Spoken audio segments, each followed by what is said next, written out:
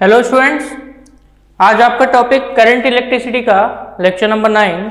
इससे पहले के लेक्चर में हमने आपको एमीटर, वोल्ट मीटर और साथ ही साथ आपको गैल्वेनोमीटर यानी कि जो मेजरिंग इंस्ट्रूमेंट्स थे जिनमें से मैंने आपको विभव मापी, धारा मापी और गैल्वेनोमीटर के बारे में पढ़ा दिया।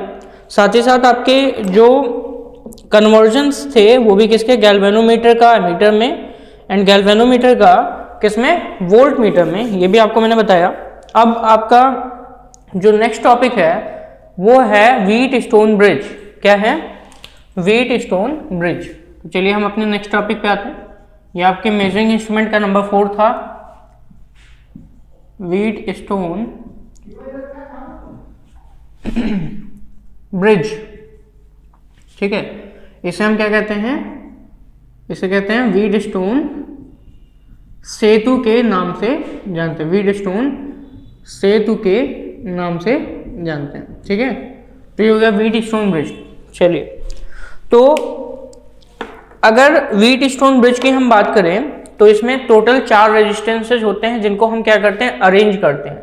यानी कि this bridge has 4 resistances and these are arranged in a manner that in which P by Q equal to R upon S rule will be follow। मतलब अगर हम रेजिस्टेंसेस को नाम दें PQRS तो वहां पे P by Q should be equal to R upon S, ये आपका होना चाहिए। ऐसा अरेंज करें।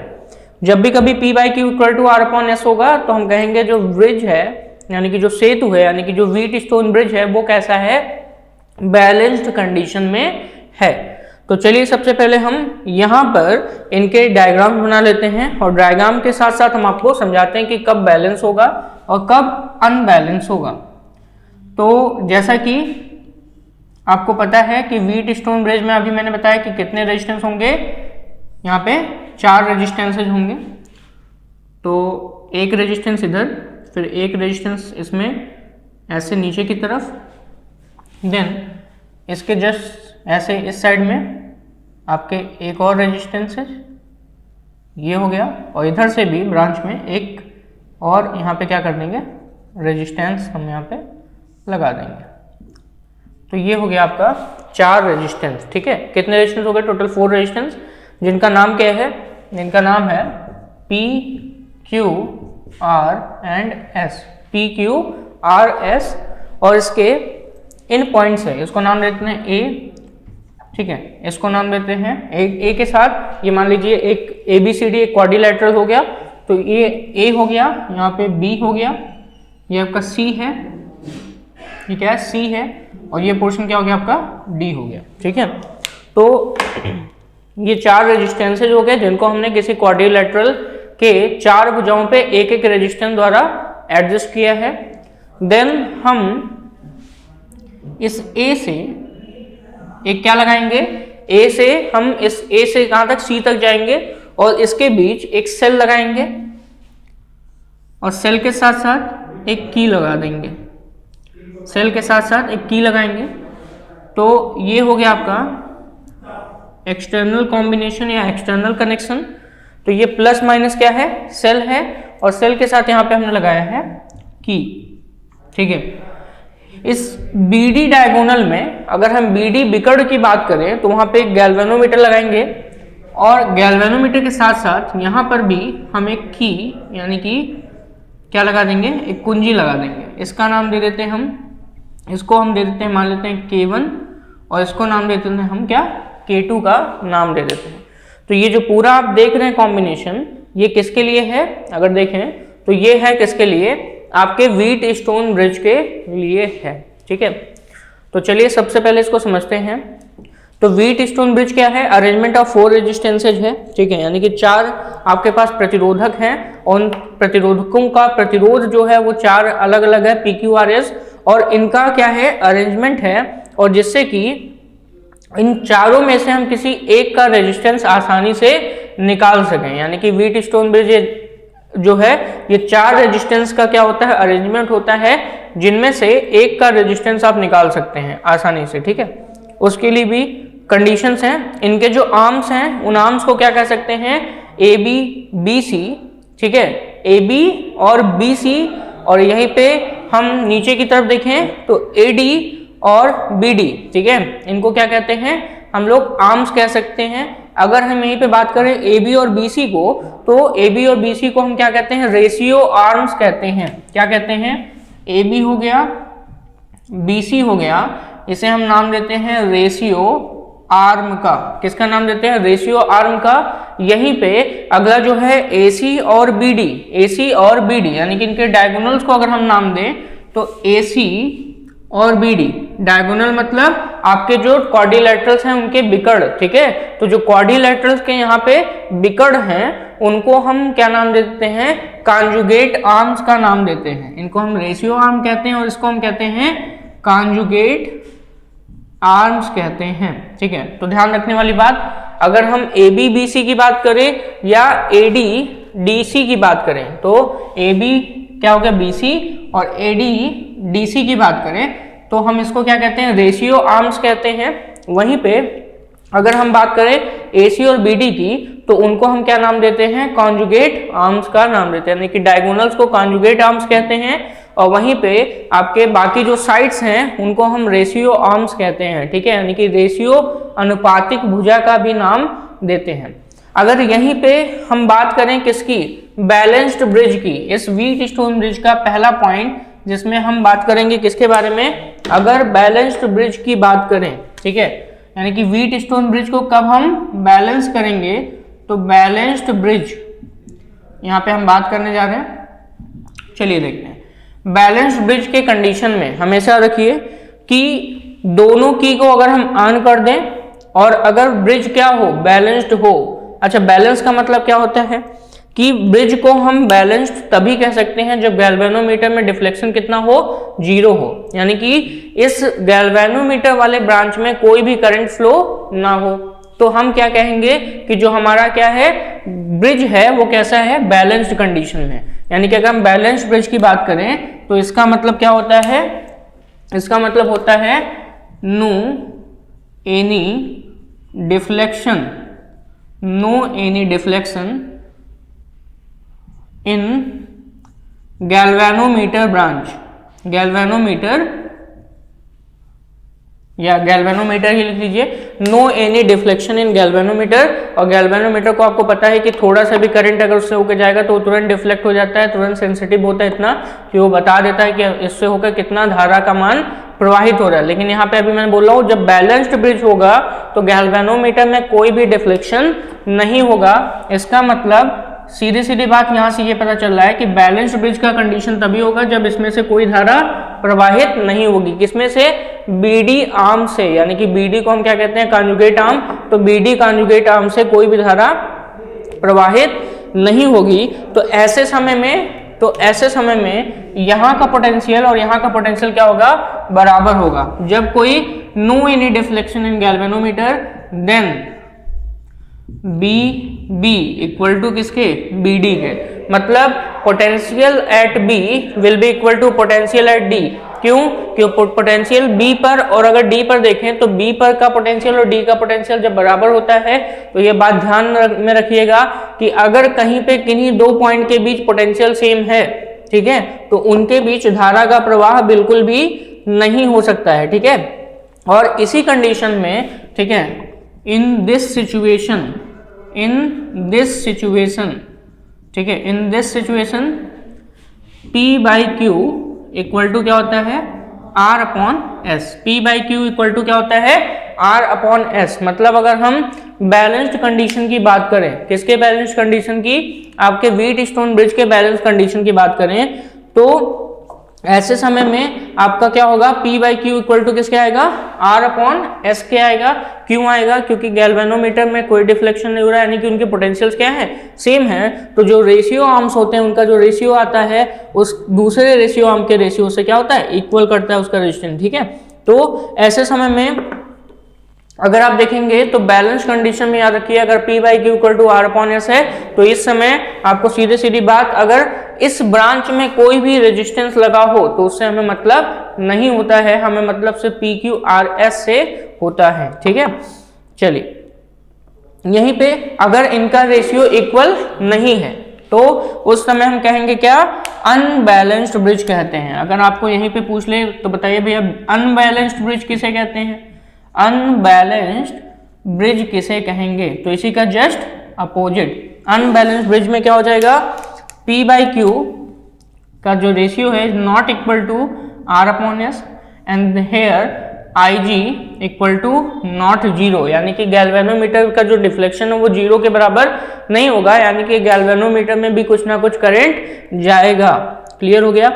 अब चलिए बात करते हैं एप्लीकेशंस की। अब यहाँ पे ये बात ध्यान में रखिए कि P/Q इक्वल टू R/S मिल गया तो इसका क्या करेंगे, इसका भी उपयोग है, इसका भी क्या यूज करना है वो समझ लीजिए। मान लेते हैं 3 रेजिस्टेंसेज आपको दे दिए गए और यहाँ से एक रेजिस्टेंस आपको निकालना है, तो आप आसानी से क्या कर सकते हैं, निकाल सकते हैं। ठीक है, चलिए तो कैसे, सपोज दैट पहले हमारे पास मान लेते हैं यहाँ पे, सपोज दैट हमारे पास यहाँ पे 6 ओम का रेजिस्टेंस है और यहाँ पे मान लेते हैं 12 ओम का रेजिस्टेंस है, यहाँ पे 4 ओम का रेजिस्टेंस है और यहाँ पे हमारे पास रेजिस्टेंस है मान लेते हैं 8 ओम का। ठीक है, अब पूछेगा, आपसे पूछेगा कि अगर हम की को ऑन कर दिए, इस वाले की को ऑन कर दिए, तो क्या गैल्वेनोमीटर में डिफ्लेक्शन होगा या नहीं होगा, ऑप्शन बताइए। पहला ऑप्शन होगा इसमें करेक्ट या फिर दूसरा ऑप्शन होगा करेक्ट कि गैल्वेनोमीटर में डिफ्लेक्शन होगा या नहीं होगा। तो पहले आप चेक करोगे कि क्या हमारे पास जो व्हीटस्टोन ब्रिज है वो बैलेंस्ड है या नहीं है, अर्थात संतुलित अवस्था में है क्या नहीं है। तो आप रखोगे P/Q इक्वल टू R/S में P की वैल्यू देखो बेटा कितना यहाँ P की वैल्यू कितनी रखेंगे 6, Q की वैल्यू कितना रखेंगे 12, यहीं पे R की वैल्यू कितनी रखेंगे 4 एंड देन आपका S की वैल्यू कितनी रखेंगे 8, 6 1 जा 6, ये हो गया 2, तो कितना रहा है 1/2 इक्वल टू 1/2 यहाँ पे। और आप देख सकते हैं कि दोनों का रेशियो आपस में क्या है, इक्वल है। तो ऐसे समय में इस गैल्वेनोमीटर वाले ब्रांच में कोई भी करंट फ्लो नहीं होगा, यानी कि ऑप्शन नंबर 2 सही है यहाँ पे, यानी कि जो आपका की है ये ऑफ ही रहेगा। क्यों, क्योंकि इसमें कोई भी करंट नहीं फ्लो हो रहा है। समझ में आ रहा है मेरी बात। ठीक है, तो हम जब भी कभी व्हीटस्टोन ब्रिज की बात करेंगे तो व्हीटस्टोन ब्रिज को हम बैलेंस्ड और अनबैलेंस्ड कंडीशन में समझेंगे। ठीक है, चलिए आगे बढ़ते हैं। अब हम बात करेंगे एप्लीकेशंस की। ठीक है, बैलेंस ब्रिज हो गया, अब हम व्हीटस्टोन ब्रिज के एप्लीकेशंस पे बात करेंगे। जो एप्लीकेशंस है कहाँ हम इसको यूज कर सकते हैं, एप्लीकेशंस। ठीक है, इसके जो एप्लीकेशंस है कहाँ हम इसको यूज कर सकते हैं। सबसे पहली बात तो हम मीटर ब्रिज में इसका यूज कर सकते हैं। कहाँ पे, मीटर ब्रिज में, और इसी को हम आपको बताएंगे। तो मीटर ब्रिज हो गया।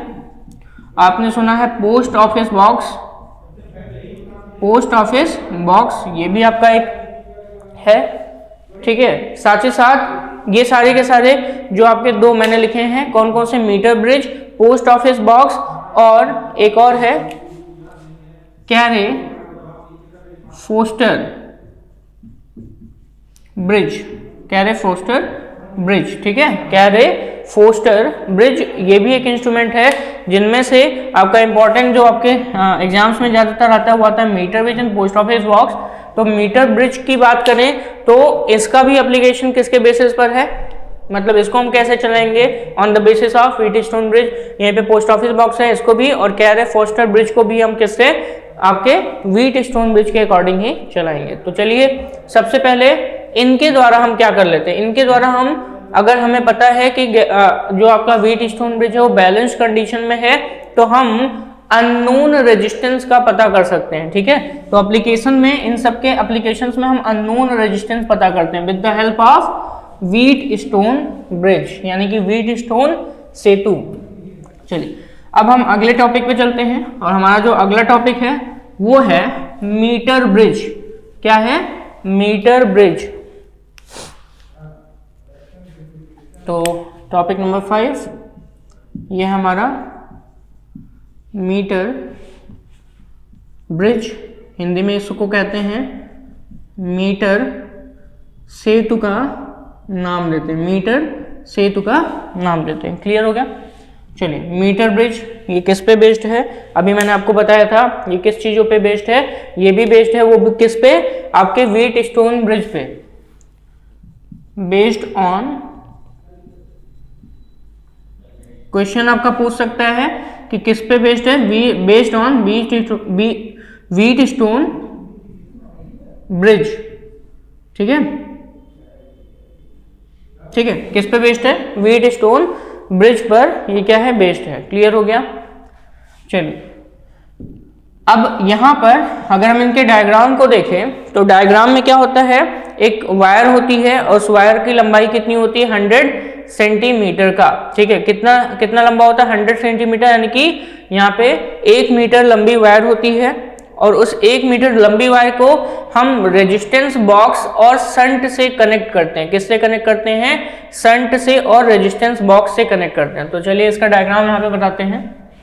ये आपका एक एल शेप का यहाँ पे होता है, यहीं पे एल शेप के अलावा फिर आपका सीधे एक लाइन ऐसे होगी और फिर से आपका एक एल शेप का, एक किस शेप का? एल शेप का नीचे की तरफ इधर से भी एक पोर्शन होता है। इस मीटर बॉक्स की बात कर रहे हैं, मीटर बॉक्स की ही बात कर रहे हैं। तो ये हो गया एक एल शेप का, इधर से उल्टा एल शेप, एक इधर से एल शेप का और ये बीच में, ठीक है। यहाँ पर इसके पेंच बोल सकते हो या इसको हम बोल सकते हैं इसके जो एक बोल्ट हैं वो लगे होते हैं, इधर भी इसके बोल्ट लगे होते हैं और इन बोल्ट्स में सिर्फ वायर को कस दिया जाता है, यानी कि वायर निकले होते हैं। और ये वायर कहाँ पे कहाँ जाते हैं? एक वायर यहाँ से निकलेगा, वो जाएगा रेजिस्टेंस बॉक्स में, रेजिस्टेंस बॉक्स जिसको आरबी से डिनोट करते हैं। दूसरा वायर इससे फिर से जाके जुड़ जाएगा। यहीं पे जो अगला है इससे भी एक वायर निकलेगा और ये वायर कहाँ जाएगा? शंट में होके जाएगा। तो ये शंट हो गया और इसको हम दूसरे वायर को इस पेंच से हम कस देंगे, टाइट कर देंगे, ठीक है। तो ये एस हो गया, तो रेजिस्टेंस बॉक्स हो गया और साथ ही साथ शंट हो गया। अब आपका जो पोर्शन है वो क्या है यहाँ पे? वो है 1 मीटर लंबा वायर। तो हम 1 मीटर लंबे वायर को यहाँ से यहाँ तक क्या करेंगे? ले जाएंगे और इनको हम यहाँ से यहाँ तक ले जाके इसको यहाँ से और इसको यहाँ से एकदम टाइटली कनेक्ट कर देंगे। तो ये जो आप देख रहे हैं 1 मीटर लंबा वायर, ये यहाँ से कहाँ तक के लिए है? यहाँ तक के लिए, ठीक है। टोटल लंबाई कितनी होती है? 100 सेंटीमीटर। 1 मीटर में कितनी लंबाई? 100 सेंटीमीटर की। इसको एकदम सीधा बनाना आपको, इसको एकदम सीधा रखना है, ठीक है, सीधा रखना है क्योंकि टाइट रहेगा तभी जाके इसका हम क्या कर सकते हैं, जो वोल्टेज है या जो हम व्हीट स्टोन ब्रिज के अकॉर्डिंग इसका रेशियो निकाल ले वो निकाल सकते हैं। यहाँ पर एक कनेक्शन होता है, इस कनेक्शन से नीचे की तरफ एक वायर लाते हैं और इस वायर में आपका गैल्वेनोमीटर कनेक्टेड होता है। क्या कनेक्टेड होता है? गैल्वेनोमीटर। और इस गैल्वेनोमीटर से हम यहाँ पर एक जॉकी को लटकाते हैं, जॉकी, ठीक है। ये ऐसे एक सिंबल बना होता है, यानी कि इसको हम क्या कर सकते हैं? इधर उधर मूव करा सकते हैं, ठीक है। ये जो पोर्शन है इसको हम क्या करा सकते हैं? इधर उधर मूव करा सकते हैं। और जहां पे हमने टच कराया है इसको हम नाम दे देते हैं ए, यहाँ पे हमने टच कराया है इसको हम नाम देते हैं बी। ये हो गया आपका ऑप्शन नंबर सी, ठीक है। तो इसको हम क्या कहते हैं? सी। अब आपको पता है कि ये वायर पूरा कितने सेंटीमीटर का है? 100 सेंटीमीटर का है, यानी कि 1 मीटर का है, ठीक है। और यहाँ पे मान लेते हैं इसकी लंबाई यहाँ से ए से बी तक का जहाँ पे हमने टच कराया वो कितना है? ये एल है। तो पूरा यहाँ से यहाँ तक की लंबाई कितनी हो जाएगी? 100 माइनस एल, यानी कि 100 सेंटीमीटर में से आप इतना माइनस कर दो। ये 100 माइनस एल, ये सेंटीमीटर यहाँ से यहाँ तक का हो गया और ये जो हो गया ये एल सेंटीमीटर, ये किसके लिए हो गया? आपका ए से बी तक। तो ए से बी तक एल सेंटीमीटर और बी से कहाँ तक? सी तक का जो है वो कितना हो गया आपका? 100 माइनस एल सेंटीमीटर का हो गया, ठीक है। चलिए अब इसका जो रेजिस्टेंस बॉक्स है, इसका जो रेजिस्टेंस है वो R है, शंट का रेजिस्टेंस क्या है, S है, और बचा AB और आपका BC। तो AB का जो रेजिस्टेंस है ये P है और BC पोर्शन का रेजिस्टेंस मान लेते हैं कितना है, Q है। तो आपको यहाँ 4 रेजिस्टेंस दिखे कि नहीं दिखे? आपने व्हीटस्टोन ब्रिज पढ़ा था, उसमें भी टोटल 4 रेजिस्टेंसेस थे, यानी कि 4 प्रतिरोध थे, 4 प्रतिरोध थे PQRS के नाम से। तो यहाँ भी हमने PQRS के नाम से ही 4 प्रतिरोध को क्या किया लिया है, और इनके बारे में हम इस पे क्या करेंगे अब आगे के जो सिचुएशंस हैं, क्योंकि हमको यहाँ पे सेल भी जोड़ना है, क्योंकि सेल से ही तो करंट फ्लो होगा। तो यहाँ पे हम एक सेल जोड़ेंगे और सेल को हमने ऐसे दिखा दिया। इसका EMF कितना है भाई, मान लेते हैं EMF कितना है, कैपिटल E के बराबर, और इससे हमने एक की को ऐड कर दिया। तो ये जो पूरा कॉम्बिनेशन आप देख रहे हैं, ये पूरा का पूरा एक मीटर ब्रिज का है। और मीटर ब्रिज में आप देखेंगे तो ये व्हीटस्टोन ब्रिज का ही एक तरीका है। उसमें भी आपको यहाँ पे PQRS 4 रेजिस्टेंसेस थे और बीच में गैल्वेनोमीटर लगा था।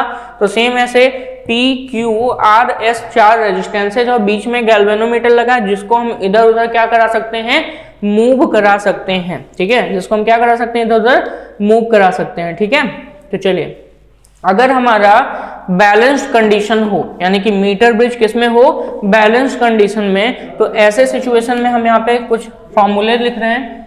इन बैलेंस्ड कंडीशन, इन बैलेंस्ड कंडीशन, ठीक है, जब भी कभी बैलेंस्ड यानी कि संतुलित दशा होगी, तो यहां पर हम लिख सकते हैं क्या, Q upon P equal to 100 minus L upon कितना, L लिख सकते हैं। ठीक है, Q upon P equal to 100 minus L upon L क्यों लिख सकते हैं भाई, क्योंकि ऐसे समय में जो रेजिस्टेंस Q की वैल्यू है वो किसकी वजह से है, किस रेशियो में, Q अपॉन P। इसका रेजिस्टेंस इसके साथ जो रेशियो बना रहा है वो इसकी लंबाई का, इसके साथ लंबाई का रेशियो ही होगा, क्योंकि जितना ज्यादा लंबाई उस हिसाब से उसका रेजिस्टेंस भी होगा। एरिया सबका सेम है, तो हम क्या कर सकते हैं, हमने ये भी आपको बताया था कि R1 upon R2 equal to क्या होता है, L1 अपॉन L2, ये आपने पढ़ा है। तो रेजिस्टेंस अपने लेंथ के रेशियो में ही होता है, तो यहाँ पर हमने उनके लेंथ का रेशियो रखा है। एरिया वायर का हर जगह क्या है, सेम है। तो जब एरिया सेम होगा तो वहां पे इसका मतलब हम एरिया को नेग्लेक्ट कर देंगे, तो हमारे पास सिर्फ क्या बचा, लेंथ बचा। और ये मैं आपको करंट इलेक्ट्रिसिटी के जब रेजिस्टेंट टॉपिक पढ़ाया था, और उसमें रो यानी कि रो जिसको हम कहते हैं रेजिस्टिविटी या विशिष्ट प्रतिरोध या प्रतिरोधकता भी कहते हैं, स्पेसिफिक रेजिस्टेंस कहते हैं, वहां पे समय बताया था। ठीक है, वहां पे फॉर्मूला हमने आपको पढ़ाया था R equal to rho into L upon A। तो उसी में उसके बाद जस्ट हमने ये फॉर्मूला आपको बताया था। चलिए, तो ये तो बात हो गई Q upon P equal to 100 minus L upon L हो गया। चलिए, अगर बैलेंस्ड कंडीशन की बात करें तो आपको पता है कि बैलेंस कंडीशन में जो रेशियो है वो क्या होना चाहिए, इक्वल, यानी कि P by Q equal to R upon S। ठीक है, क्या होना चाहिए, P by Q equal to R upon S। तो चलिए, अगर हम Q अपॉन P की वैल्यू रख दिए हैं, तो यहाँ पे P बाई क्यू को हम क्या लिख सकते हैं, पलट कर लिख सकते हैं, L अपॉन 100 माइनस L। तो इसको लिख सकते हैं L upon 100 minus L into R upon equal to R upon S। यहाँ से अगर हम S की वैल्यू लाएं, किसकी वैल्यू लाएं, S की वैल्यू, तो S की वैल्यू हो जाएगी equal to 100 minus L, 100 minus L divided by L into क्या हो जाएगा R, 100 minus L divided by L into क्या हो जाएगा R। और यही क्या हो जाता है, शंट की हम वैल्यू यहाँ से निकाल सकते हैं। तो अननोन रेजिस्टेंस का यहाँ से, यानी कि मीटर ब्रिज द्वारा, यानी कि यहाँ पे लेंथ आपको दिया रहेगा और लेंथ के अकॉर्डिंग आप क्या निकाल सकते हो, जो अननोन है उसका क्या निकाल सकते हो, वैल्यू। तो यहाँ पे ये जो S है ये क्या है, अननोन है, मतलब इसका आपको नहीं पता है कि इसका रेजिस्टेंस कितना है, और उसी का रेजिस्टेंस हम किससे निकाल लेते हैं, मीटर ब्रिज द्वारा निकाल लेते हैं। कोई दिक्कत यहाँ पे आई थिंक नहीं होगी, क्योंकि ये आपका क्या है, एक मीटर ब्रिज है। ठीक है, ये पूरा का पूरा एक मीटर ब्रिज है। ठीक है, तो ये हो गया आपका मीटर ब्रिज। क्लियर। चलिए, अब हम बात करेंगे किस पे, पोटेंशियोमीटर पे। किस पे बात करेंगे, पोटेंशियोमीटर, यानी कि जिसको हम कहते हैं विभवांतर मापी कहते हैं, या विभव मापी भी उसी को कह सकते हैं। तो चलिए बात करते हैं पोटेंशियोमीटर की। पोटेंशियोमीटर के हम एप्लीकेशंस भी देखेंगे, जो कि आपके करंट इलेक्ट्रिसिटी का लास्ट टॉपिक है, यानी कि इस चैप्टर का इस टॉपिक जो आप अभी तक इसके लेक्चर्स पढ़ते आ रहे थे, इसका लास्ट टॉपिक है पोटेंशियोमीटर।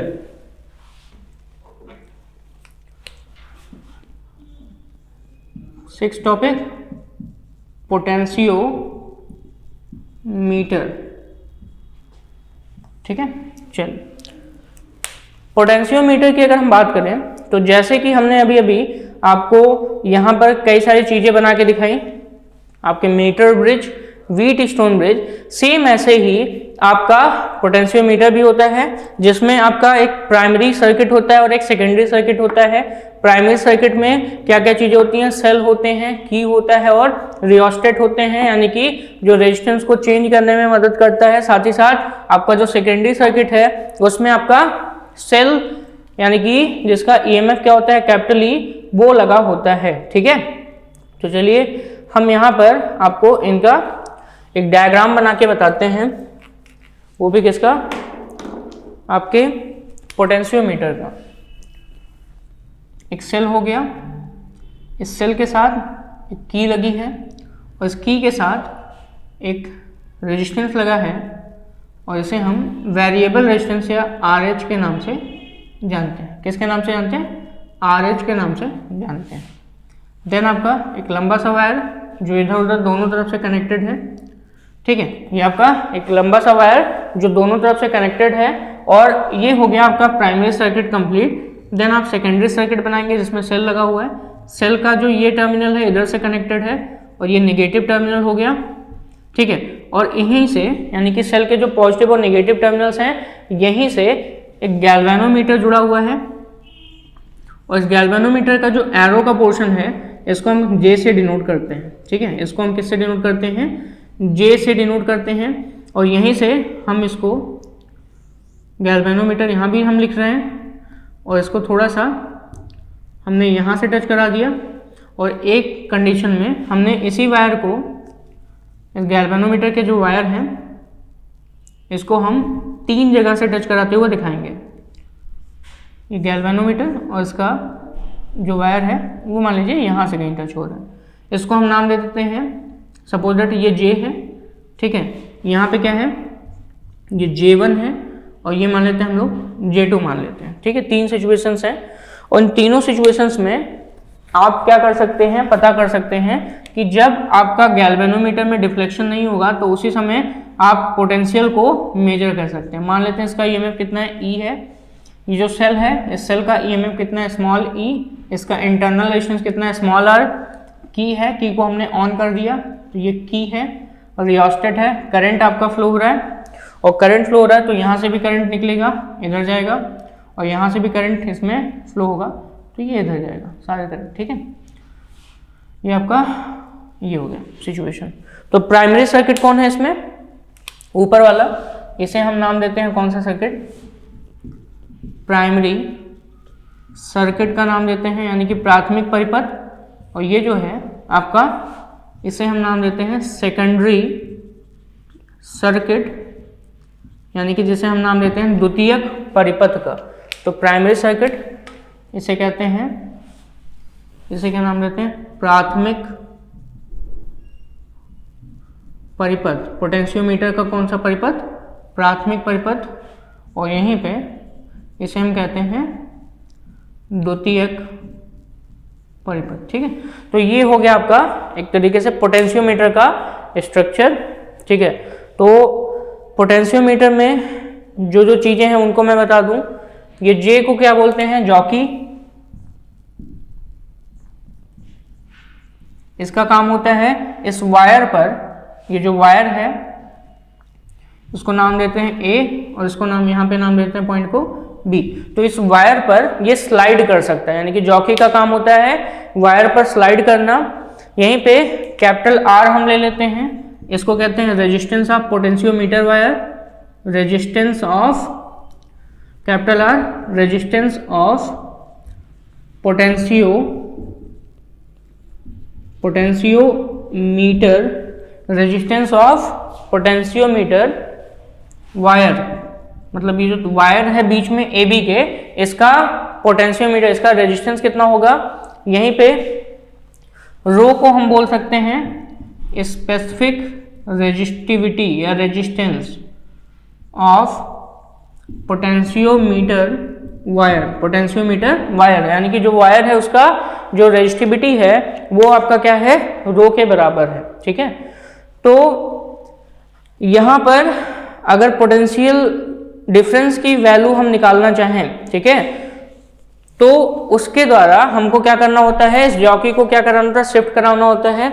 जब हम जॉकी को क्या कराएंगे, शिफ्ट कराएंगे, तो एक सिचुएशन यहाँ पे आएगी, तो डिफ्लेक्शन इसमें इस डायरेक्शन में हो रहा है, यहाँ J2 के केस में डिफ्लेक्शन अपोजिट डायरेक्शन में होगा। लेकिन अगर यहीं पे हम बात करें किसके बारे में, J के बारे में, तो इन J केस जो डिफ्लेक्शन होगा वो कितना होगा, टोटल 0 के बराबर। और जब J में डिफ्लेक्शन 0 होगा तो इसी समय हम क्या कर लेते हैं, यहाँ पे जो EMF है इसकी रीडिंग पढ़ लेते हैं, और यही EMF जो होता है उस वायर के उतने लंबाई का आपको पोटेंशियल ग्रेडियंट यानी कि पोटेंशियल डिफरेंस आपको बता देता है। ठीक है, तो पोटेंशियोमीटर द्वारा हम पोटेंशियल ग्रेडियंट के बारे में पता करते हैं। किसके बारे में पता करते हैं, पोटेंशियल ग्रेडियंट के बारे में। ठीक है, किसके बारे में, पोटेंशियल ग्रेडियंट के बारे में हम पता करते हैं, जिसको हम एक्स से दिखाएंगे यहाँ पे।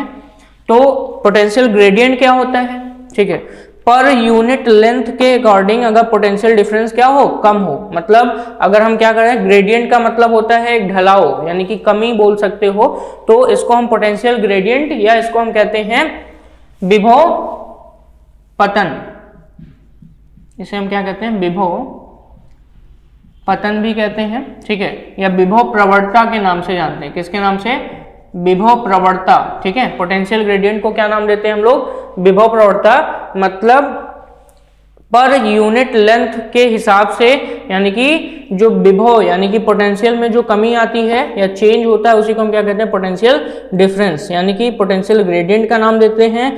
अगर हम इसको आपको डेफिनेशन इसका बताएं तो इसे क्या कहेंगे, potential difference per unit length of wire is called potential gradient. और इसी को हम अगर हम इसको फॉर्मूले के रूप में रिप्रेजेंट करना चाहें तो x इक्वल टू होता है V/L, यानी कि V अगर यूनिट किस में है, वोल्ट में, तो इसकी यूनिट होगी वोल्ट पर मीटर।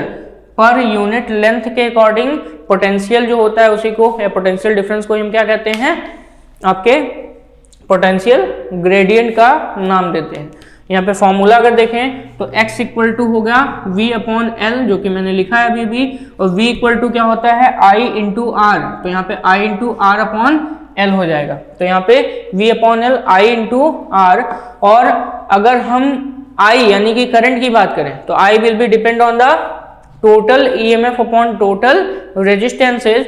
तो यहाँ पर अगर I इंटू R/L है तो यहाँ पे I की वैल्यू हम पुट करें तो टोटल EMF अपॉन, यहाँ पे लिख सकते हैं I की जगह total EMF upon total resistances, और टोटल रेजिस्टेंसेज में एक पोटेंशियोमीटर का वायर है, एक रियोस्टेट है, और जो EMF वाला ये जो सेल है इसका जो इंटरनल रेजिस्टेंस है, तो इनको हम क्या कर सकते हैं, ऐड कर सकते हैं। तो ये तो पोर्शन हो गया करंट का, इतना पोर्शन, ये करंट का पोर्शन हुआ, किसका, इस करंट का पोर्शन यहाँ पे, ठीक, R/L बचा है, तो इसको हम R/L से डिनोट कर सकते हैं। तो यहाँ पे जो पोटेंशियल ग्रेडियंट का फॉर्मूला मिलता है, यानी कि विभव प्रवणता, तो वो कितना मिलेगा, वोल्ट पर मीटर, यानी कि वोल्ट पर मीटर में V/L वोल्टेज इक्वल टू, या वोल्ट का मतलब होता है current into resistance, I into R, I मतलब हो जाएगा इस पूरे सर्किट में कितना करंट फ्लो हो रहा है, तो total EMF upon total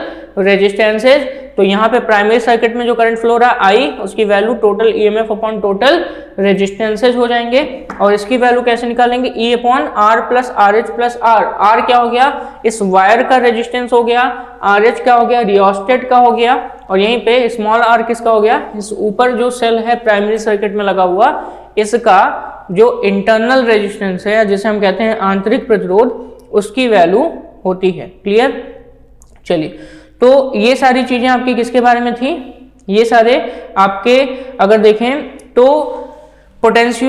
metre के इस प्राइमरी सर्किट से रिलेटेड जो पोटेंशियल ग्रेडियंट है उसके बारे में है। लेकिन अगर हम बात करें कि पोटेंशियोमीटर किसमें है, बैलेंस्ड कंडीशन में, और बैलेंस्ड कंडीशन कब होगा, आपके यहाँ पर इस पोजीशन पर जो जॉकी में कोई डिफ्लेक्शन नहीं हो गया, यानी कि मान लेते हैं हमने J1 पे टच करा है तो डिफ्लेक्शन इधर हो रहा है, यहीं पे अगर हम J2 पे टच करा है डिफ्लेक्शन इधर हो रहा है, लेकिन जब जॉकी पे यानी कि J पे हमने इसको टच करा है पॉइंट पे, तो यहाँ पे डिफ्लेक्शन ऐसे हो रहा है, मतलब डिफ्लेक्शन हो ही नहीं रहा उसमें। तो जब जॉकी यहाँ पे कनेक्टेड है यानी कि J पोजीशन पे, तो इसको हम क्या कहते हैं भाई, इसको हम कहेंगे कि जो आपका पोटेंशियोमीटर है वो बैलेंस्ड कंडीशन में है। और जब भी कभी बैलेंस्ड कंडीशन में देखेंगे तो वोल्टेज जो होता है वो ईएमएफ के बराबर होता है। ध्यान से देखिएगा, अगर हम बात करें किसकी, पोटेंशियोमीटर कहाँ है, बैलेंस्ड कंडीशन में है यानी कि संतुलित दशा में है, तो ऐसे समय में यहाँ पे voltage will be equal to E, ठीक है, यानी कि ईएमएफ ऑफ द सेल, ये जो ईएमएफ ऑफ द सेल है, ठीक है।